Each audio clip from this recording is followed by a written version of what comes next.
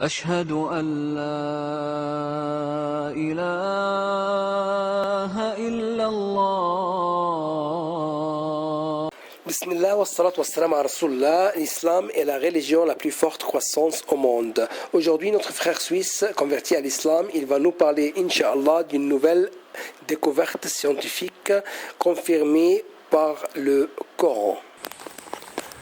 Au nom de Dieu, le tout clément, le tout miséricordieux. Incandescence du soleil et brillance de la lune.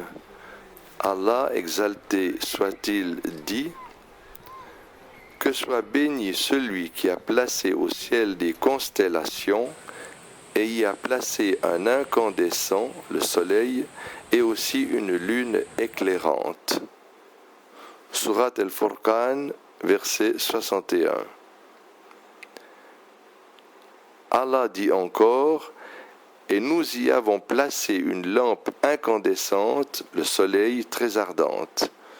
Surat al-Anba, la nouvelle, verset 13. La vérité scientifique.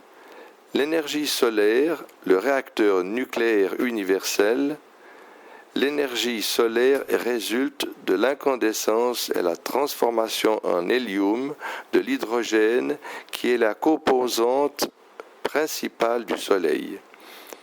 Et ce, à l'intérieur du Soleil qui connaît une densité et une pression très fortes. Sans oublier sa chaleur qui atteint 15 millions de degrés centigrades, ce qui cause une réaction nucléaire et l'intégration de 4 atomes d'hydrogène, donnant ainsi un atome d'hélium.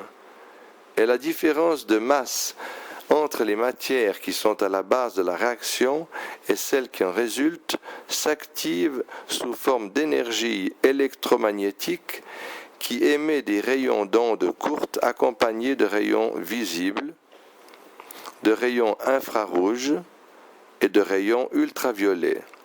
Ce qui revient à dire que l'énergie du Soleil vient de son intérieur via intégration nucléaire naturelle dans des conditions de pression, de densité et de chaleur extrêmes.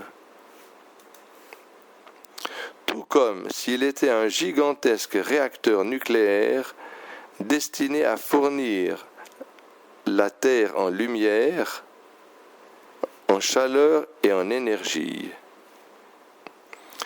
Le Soleil, qui est considéré comme une étoile, est un corps céleste incandescent, tandis que la Lune est une planète dont le corps céleste a une lumière statique qu'elle reçoit des étoiles et des soleils. Cette définition s'applique également à tous les satellites naturels. Aspect miraculeux. Les versets coraniques firent allusion 14 siècles jadis à la distinction entre étoiles et planètes en partant du soleil et de la lune.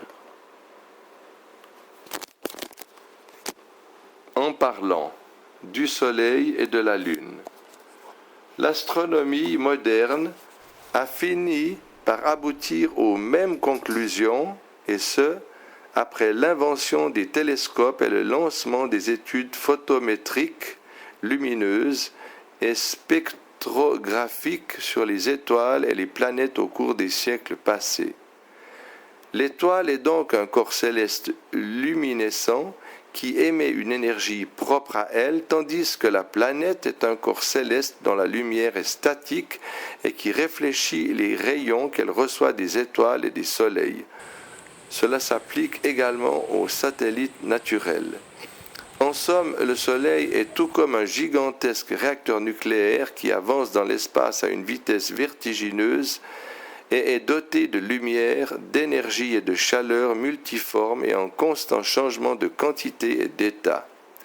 Le Soleil n'est aucunement un disque brillant à la lumière statique, mais il est plutôt une lampe incandescente. Contrairement à la Lune qui est une planète qui ne fait que réfléchir la lumière du Soleil après le coucher de ce dernier. Les deux versets coraniques ci-dessus font clairement allusion à ces vérités.